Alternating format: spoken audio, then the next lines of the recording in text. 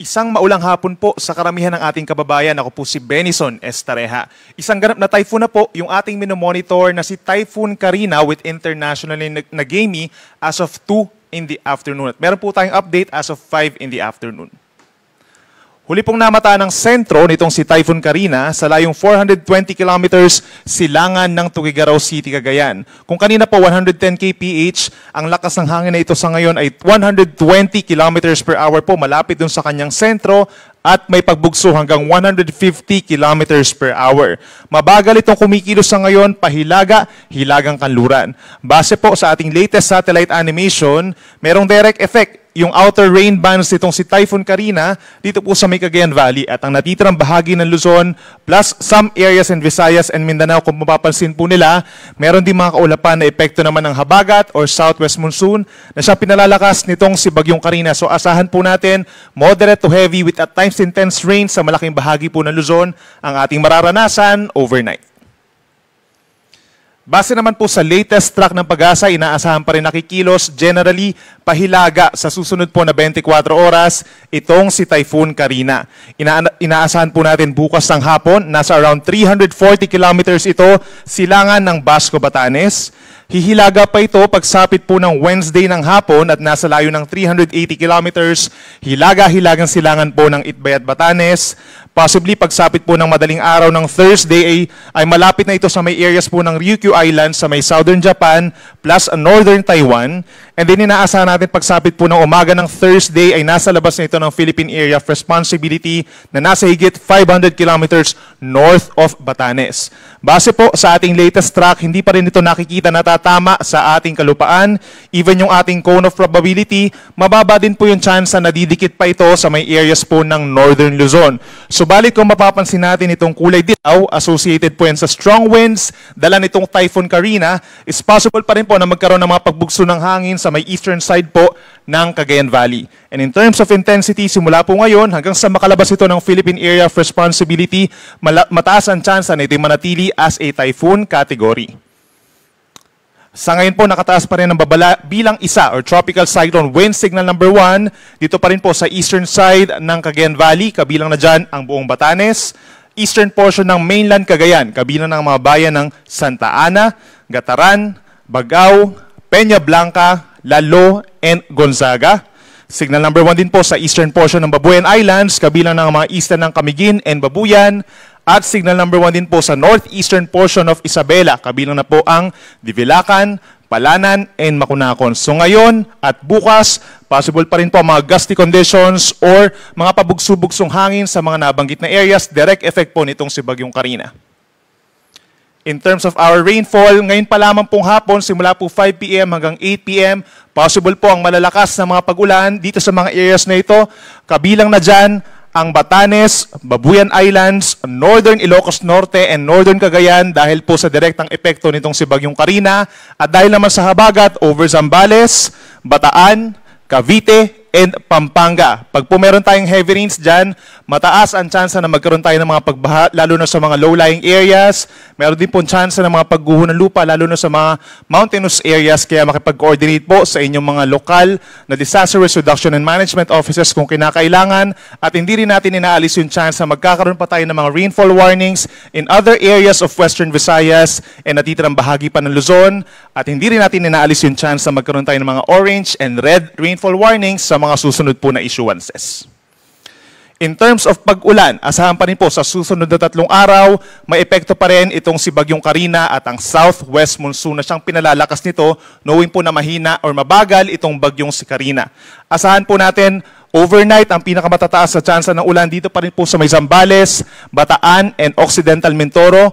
Heavy to intense rains po ang mararanasan or nasa hanggang 200 millimeters na dami ng ulan. Meron din tayong direct effect na malalakas na ulan over northern and eastern Cagayan, kabilang ang Babuyan Islands, eastern Isabela, buong Ilocos region, 50 to 100 millimeters, ganyan din ang Apayao, Abra, Benguet, Tarlac, Nueva Ecija, Pampanga, Bulacan. Maging dito sa Metro Manila, magdala po ng payong kung lalabas ng bahay or sa inyong trabaho, mataas ang tsansa ng ulan. Ganyan din sa buong Calabarzon, Oriental Mindoro, Marinduque, Romblon, Northern Palawan kabilang ang Cuyo and Calamian Islands, gayon din sa may Aklan kabilang ang Boracay, at sa may Antique asahan yung mga pag-ulan.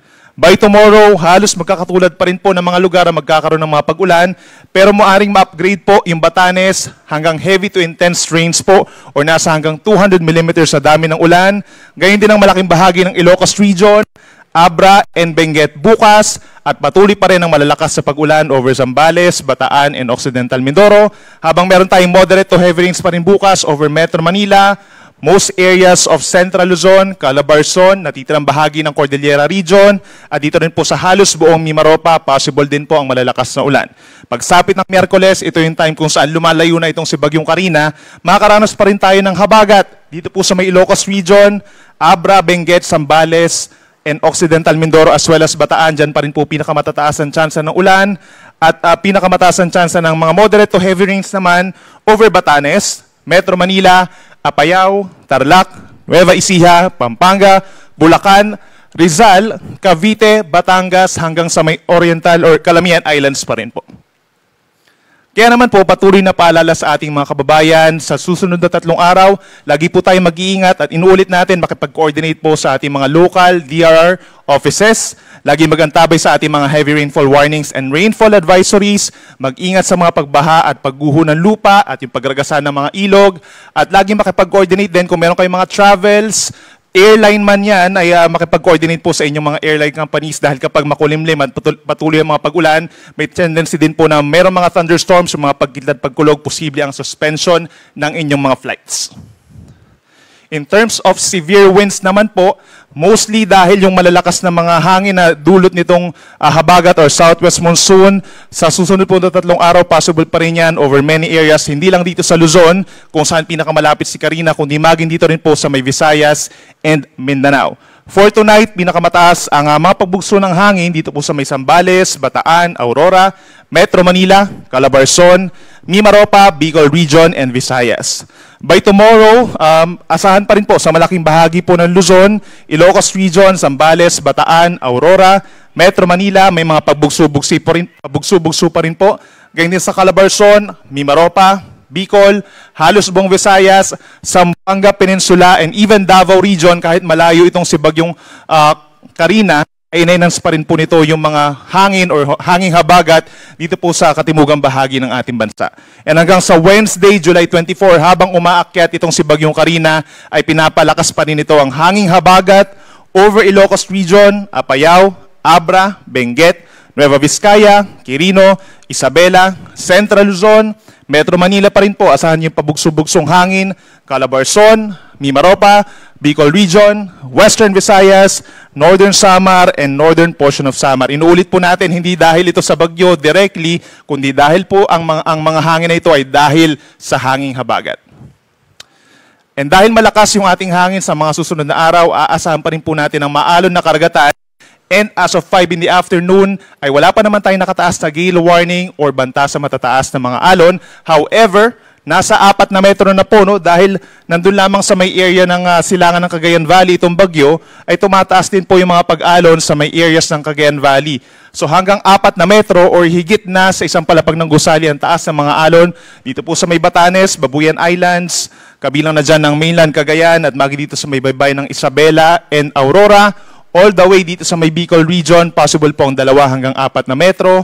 Sa kabilang banda, dito sa West Philippine Sea, dito sa may Sulusi, kabilang ng Western Visayas, at hanggang dito sa may ilalim po ng Quezon Province, sa may Tayabas Bay, Marinduque, Romblon, at even yung kaliwang side po ng Bicol Region, possible din po yung 3.5 metrong taas sa mga pag-alon, epekto rin ng southwest monsoon, habang titirang baybayin po ng Visayas plus Mindanao, hanggang 2 metrong taas ng alon, lalo na kapag patuloy po yung mga pag-uulan at thunderstorms. Inuulit natin, fino-forecast po natin sa mga susunod na 24 oras ay hilagang kanluran ng direksyon nitong si Bagyong Karina.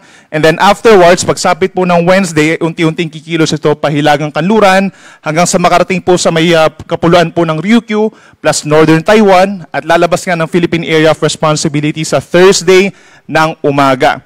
Nananatiling malayo itong si Karina sa ating kalupaan, so mababa lamang ang tsansa na ito'y tatama directly doon sa ating kalupaan, and even yung ating cone of probability malayo din sa ating landmass.